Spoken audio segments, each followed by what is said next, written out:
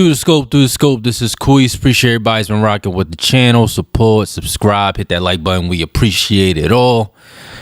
Yo, man, for the people that have been, for my basketball people out there, did y'all catch Isaiah Thomas comments on the current state of the NBA? Now, normally I just wanted to skip past it because normally when we see a lot of former players, former legends speak about the game, it ain't really nothing positive. It's either talking about how their era is better or what they don't like about this era now. And it's the same points, too many threes, too soft, all the stuff we hear, right? So I was just going to skip by it. But I said, you know what? This is a legend, man. This is Isaiah Thomas. Let me hear what he got to say, because most of the time he just dissing Mike, right? So if he talking about something different than Mike, let me see what he got to say. So I click on the video, and he was basically saying that he feels like it's easier to win championships now compared to his era. Now, I thought he was going to take the same stance that everybody else take. Super teams. You can just, join together and there's multiple stars on the team and it makes it easy. I thought he was going to say something like that. But he took an angle that was much different than I'm used to hearing. Let me let y'all hear what he said. It's a simple, it's a simple way of winning, but it's the hardest way of winning because everyone has to be truly unselfish about winning the basketball game and totally committed to it. Right. And, the team that gets the most shots normally is going to win. How do you get the most shots? You defend and you rebound. And when you look at the NBA, today, I think it's easier to win in today's game than back then because shot selection, keyword, shot selection is so poor right now. So I would say 65 to 70% of the shots are missed today. If you rebound 100% of the 60 to 65% of shots that are missed, you're going to get more shot attempts than the other team. And if you don't turn it over, you're going to get more shot attempts. And then you'll get to the foul line. Now, everyone talks about, trying to shoot 43-pointers and, all that other stuff. But you take 43-pointers and you're missing, 70% of them. If I get the rebound on your 70% of misses and you don't get offensive rebounds, I'm going to beat you. And if I happen to have a good shooting night on my end, you're going to get destroyed. So he basically took the stance of shot selection. He basically, what I interpreted, he was basically saying the smarter team will win. If you're a team that's taking 30, 40 threes, which are low percentage shots, right? Most teams make between, the average is 36, 37. Most teams probably make high 30s, mid 30s. So if you're taking a bunch of those and you're turning the ball over and doing all these things, the team that's playing more efficient basketball probably getting, higher percentage shots and taking care of the ball, they will win. Now I agree that you can argue it's either easier or harder depending on the era. I'm going to get into that, but let me talk on his angle first. I don't know why Isaiah Thomas is insinuating that because you take a lot of threes that you're inefficient everywhere else on the court. Like a team could take a lot of threes, i.e. the Warriors, and not turn the ball over 20 times a game. You can do both. And my thing is, when you play in the numbers game, you look at the teams that have won, they play pretty sound and disciplined basketball. And like Boston made their whole offense taking up as many threes as possible. And it's about having the right guys take them. So if Isaiah Thomas is saying, shot selection, he's assuming they bad shots. But if you look at the game today, a lot of those threes, a lot of them are open. Driving, kicking, guys are open. It's not like they're taking shots where it's three dudes in front of them and they pulling threes. It's not like every team got a Michael Porter or a Cam Thomas, right? So they're taking open, high percentage threes, unless you're Luka. Luka taking step backs no matter how far he is on the court. But the average guy, the average team is setting screens for these guys, and these guys are open. So if you're taking those shots, most of the time, these guys are practicing throughout the year. They're doing these shots, and these teams are getting 40, 50 threes up for 82 games. That's a lot of muscle memory. That's a lot of, you're building up that ability and improving your shooting throughout the season for when it's time to actually make them Jones. You got centers doing it, forwards. Everybody is getting their reps in throughout the regular season to get to that point to be able to make them. If you want to continue to take twos and, play the inside out game, the DeMar DeRozan game, that's cool. But if those shots aren't guaranteed to hit either. Most of the players in this league are making mid range if they take them, but they making twos at like a mid to high 40% clip. There's very few players that outside of centers are making 50% of their shots. So if you shooting 45 or 47% from two, and I'm shooting 38 to 40 from three, because a lot of guys are doing that right now, probably because of the volume, but a lot of guys are shooting 38 to 40. We ain't too far off. I make 5 threes, that's 15, bro. You make 5 twos, y'all know simple math, that's 10. And with this, how many possessions are happening now? Look, man, I disagree with his point to use shot selection as a basis. Because, again, if you're using shot selection, you got to just talk about what it creates. Like I said, you're creating that spacing. And that spacing can wear down the team, the opponent throughout the game, right? Demoralize them, right? You're getting mismatches all over the board. You're having guys chase your runners and, everybody, it's difficult to rebound where it's spacing and guys you got to guard all around. Like, it's a lot of things that taking a lot of threes can create. Now, you got to make them. I'm pretty sure most teams ain't, taking a bunch of threes and missing them. They want the right guy shooting them. Like, Sixers wouldn't let, Andre Drummond take a bunch of threes. I know he's taking them now, but they wouldn't let him shoot 3 in the game, 3, 4 in the game, or certain guys just ain't going to take them. The Lakers ain't going to let DeAndre Ayton take 3 a game. Like, that ain't happening. You're going to have the right guys, hopefully, taking them. So I disagree with it being difficult because of that. I disagree. Now, if we want to talk about if it's harder or easier, let me give you my points on each side here, because I can argue either side. Now, I don't want to be that guy who's scared to take a stance, but you really can argue either side. Let's go with the harder side.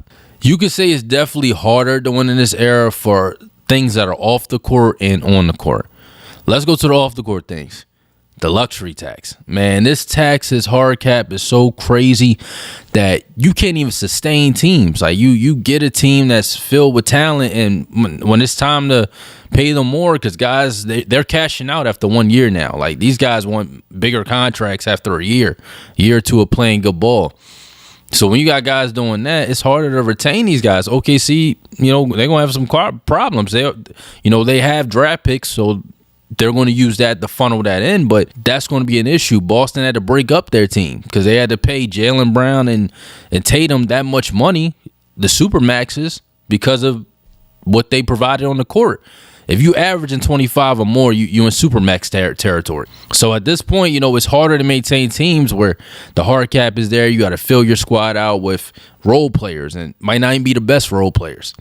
So it's harder to get a deep team 1 through 12 without being elite in the draft. It's not as easy to do that anymore. And another reason you could say it's harder is, before the front office, right? Like, think about it like from the front office perspective. These guys want to win in 2 years, or they requesting a trade. And then when these dudes request a trade, they don't even tell you where it's going. They picking the team that they want to go to, which strips all leverage from the teams.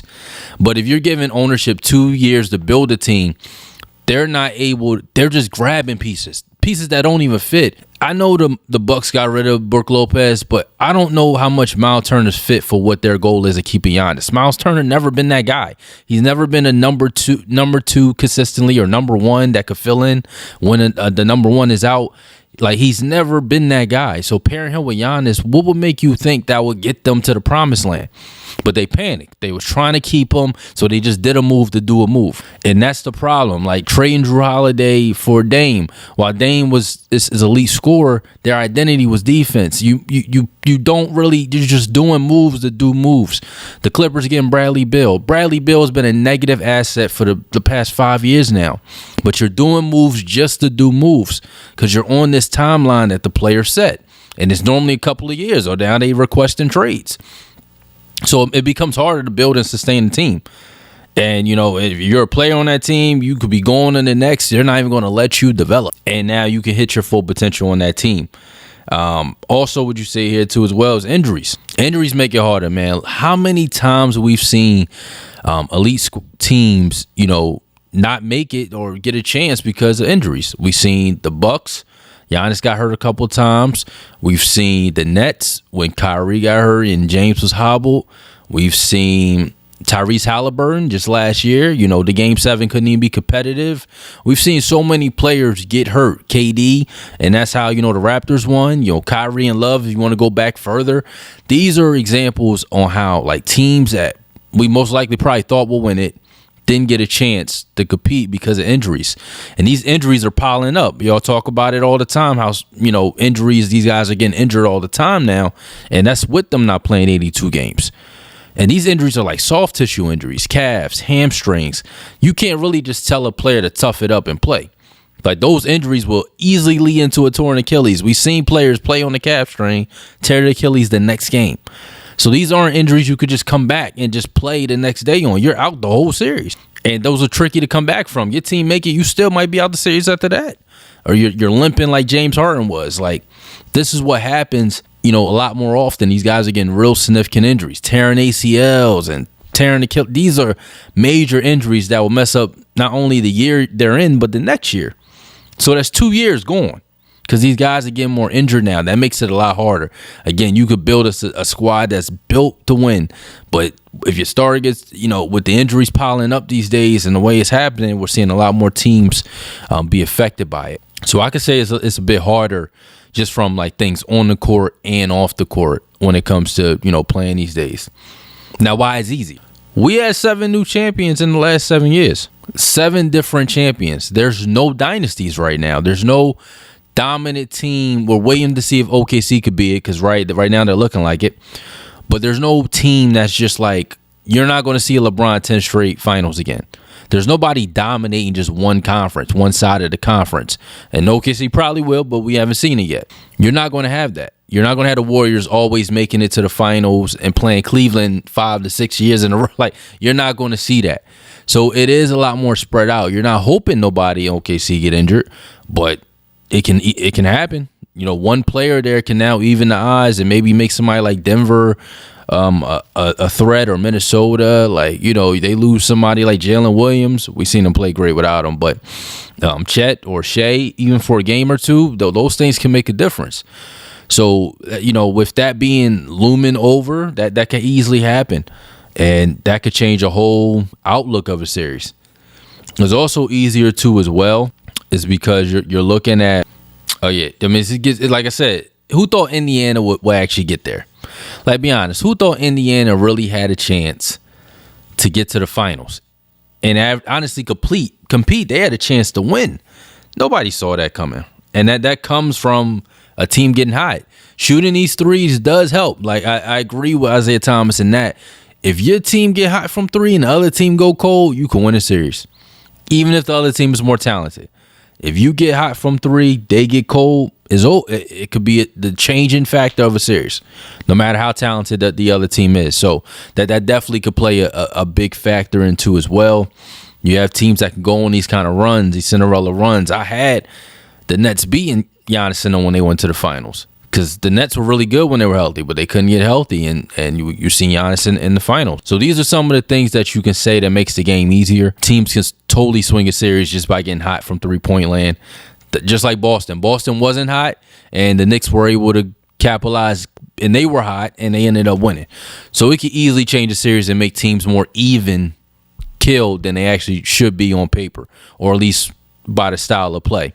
So I agree with that, but there's no dynasties, so there's a chance for everybody. There's a chance for everybody. There's nobody that's injuries. So many different things can happen. So I do see a side where it could be easier, but I do see a side where it could be harder as well to sustain and build teams, to go through the journey. You can't go through the journey if your star going to request out in 2 years. Can't go through the journey if the team is strapped on keeping and retaining their assets. These are type of the things that you're strapped on. You know, Michael Porter Jr. wanted a big contract. Denver couldn't. They weren't willing or could be able to sustain that. and you see what he doing for the Nets, and then you look at what Cam Johnson doing, you know, maybe, you know, you're looking at that. Maybe Michael Porter probably is the better potential, you know, definitely long term, but he had injury history in Denver, so I see why maybe they weren't too, you know, bullish on him, but it can go either way. So let me know what y'all think in the comments. This is Queese Through the Scope. Appreciate everybody that's listening, and like and subscribe. I'm out.